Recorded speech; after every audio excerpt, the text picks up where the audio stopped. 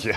Please welcome Lewis Howes. Welcome back, everyone, to the School of Greatness. Very excited about our guest. We have the inspiring Sadia Khan in the house, who is an incredible online coach, therapist, psychologist, and someone who's really been taking off lately online with your relationship expertise, with your content. And I'm so excited that you're here. So thank you for being here all the way from Dubai. Yes, so specifically for this. So thank you so much for having me. I really appreciate it. We're excited. I saw a stat online recently that said 75% of relationships fail right after the first year. Right. I don't know if that's an accurate stat, but it just seems like people are struggling in relationships, in a new relationship. They're struggling finding a great partner when they start dating. Yeah. They're struggling trying to figure out, is this the right partner for me? They're struggling to figure out their own wounds and how their traumas interact with someone else's traumas, and is there a good match? All these different things cause people to struggle in relationships and break up within the first year, it seems like. Why do you think people are struggling more than ever today to have a healthy, happy relationship? I would say it's the illusion of options that we've got today that we've never had before in the form of online dating, social media, and pornography. What that means is when we enter relationships, we're almost assessing if that partner is worthy of us. And there's almost an element of narcissism when we walk in. We're like, can I get better? Can I get the most I can get? Is this the most satisfying sexual relationship I've ever had? And if that person doesn't tick every single box off, instead of reflecting on what you need to heal and what you need to bring to the table and how you can help this relationship survive, we simply replace them with the illusion of options. Even if we don't have alternatives, we think we do. So we let go far quicker than we previously would have. Really? What do you think we should be asking ourselves about the person we want to date? You know, because it sounds like we want to have every box ticked of like, they have to be perfect, and they have to be funny, and they have to be rich, and they have to be good looking, and they need a good education. And but what should we really be asking ourselves before we start dating someone?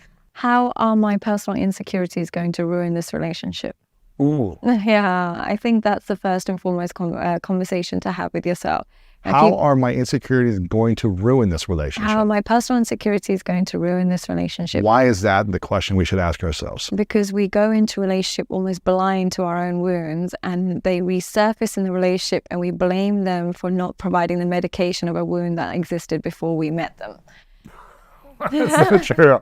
Wow. Yeah, so what I mean by that is, say, for example, you grew up financially insecure and you meet a partner who's actually really nice to you, but he might not be able to soothe all your financial insecurities. You immediately think he's not good enough. Or you go into a relationship being addicted to pornography, and then you meet a woman who's actually just at your right level, but you're so used to a hypersexualized, promiscuous woman that you find her boring. Or you go into a relationship not being able to communicate, and then you meet somebody else who's not also communicating, and you don't voice your concerns. So I would say, ask yourself, how are your insecurities going to ruin this relationship? And how do I create a buffer so that doesn't occur? So when we're aware, because a lot of us, we go into a relationship not thinking where we have insecurities or that we're broken. We're usually like, well, the previous relationship didn't work because of them. Yeah. It's their fault, they did this, but really it always comes back to us. We chose something, we didn't see something early on, we let something slide, we didn't create a boundary, we abandoned ourselves, we didn't communicate consciously, whatever it is. Yeah. We let things slide too often, but we don't take a look, unless for me, there's enough pain to say, okay, here's all the stuff I don't like about me. Here's all my insecurities, all my baggage, all my trauma, all my challenges.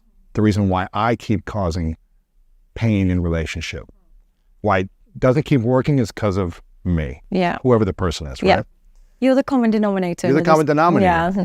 So once we take inventory of our personal insecurities, how can we then create a buffer going into a relationship so we don't self-sabotage? We make sure that we are trying to heal those wounds without expecting that person to break their back to help us heal. So what I mean by that is, if I know I have an issue with jealousy, I'm trying to work on it, but at the same time, the person doesn't have to break their back to make sure I feel soothed. Okay, I pick consciously, I pick really well because I know that's a wound of mine, but I also learn to embrace and trust the process.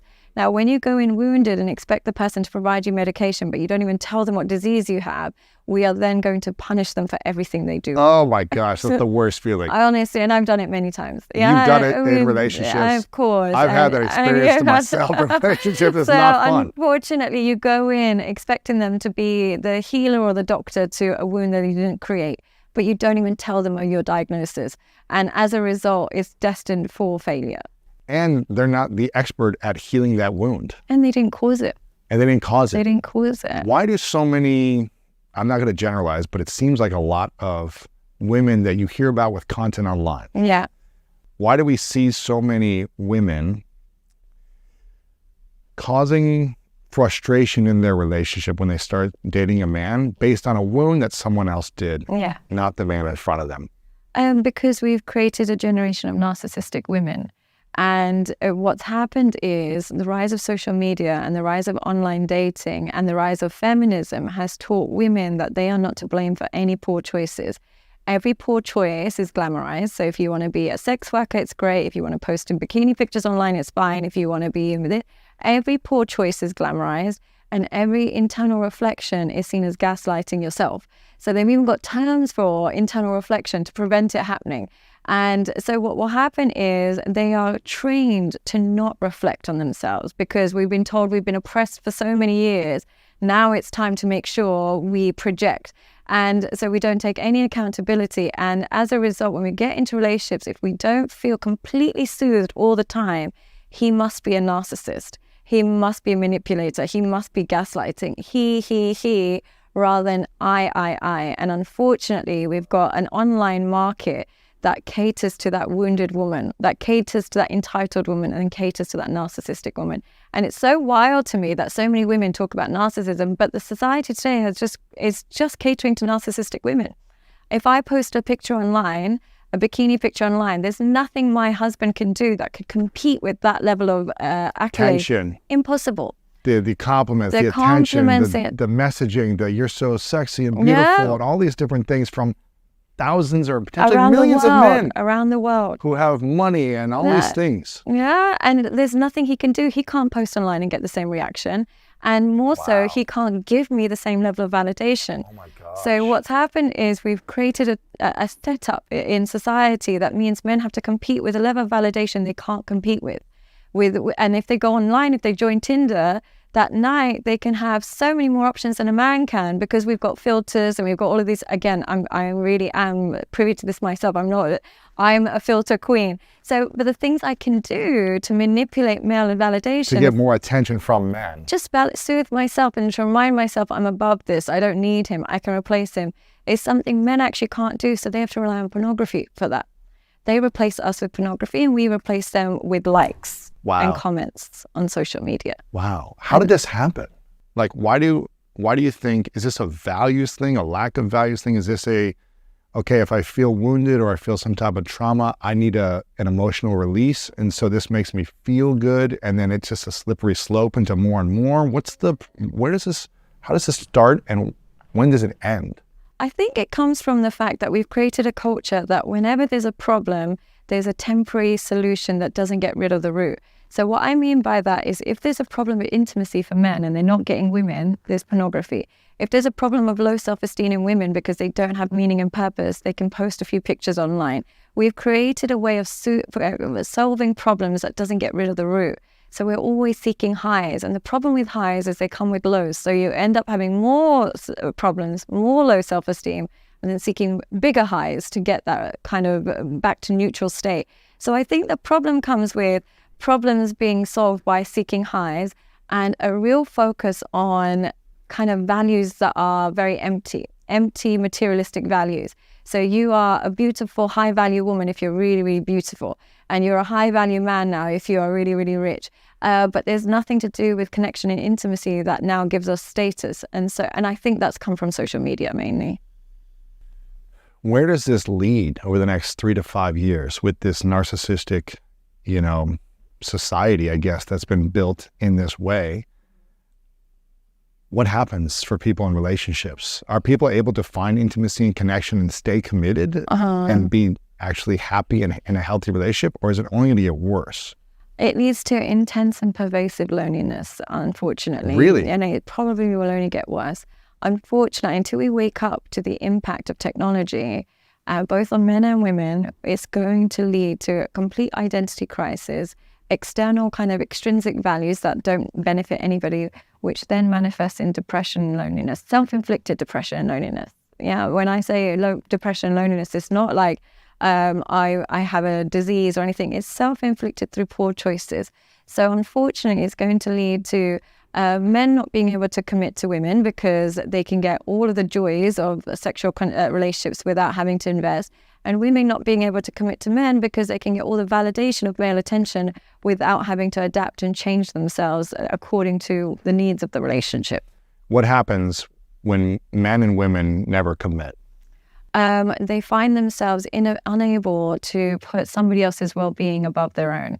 So we're creating people who are entirely individualistic, deprived of responsibility, and unable to care and nurture for others because they're not putting somebody else's well-being above theirs. When you are unable to commit, essentially you wake up every single day saying, what do I want to do? What do I want to do today? And as nice and as freeing as that is, it deprives you of human responsibility. And in order to truly become something, we're designed to be responsible. We're designed to be valuable. We're designed to serve others. This is how we've evolved. So becoming completely individualistic leads to a sense of lonely narcissism, I believe.